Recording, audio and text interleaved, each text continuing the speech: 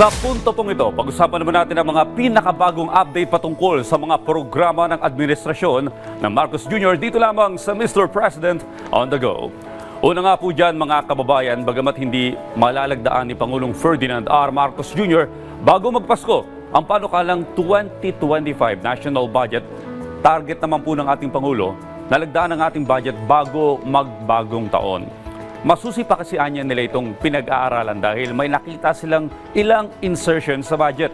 Hindi anya kasama ang mga insertion na ito sa mga original na budget request kaya dapat na mapag-aralang mabuti ang mga proyektong ipinasok sa insertion.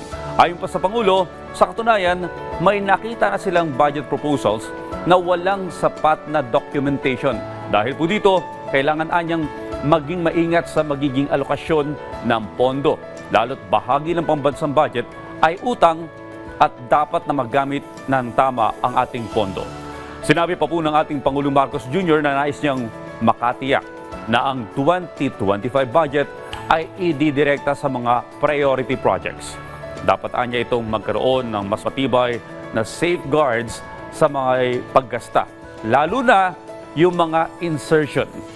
Kamakailan, natuklasan ng ilang mambabatas ang ilang panukalang proyekto nang walang naaangkop na programa ng trabaho o dokumentasyon.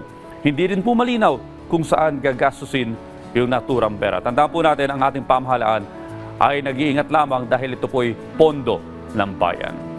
At yan po muna ang ating update ngayong umaga. Abangan ang susunod nating talakayan patungkol sa mga aktibidad at programa ng Administrasyong Marcos Jr. dito lamang sa Mr. President on the Go.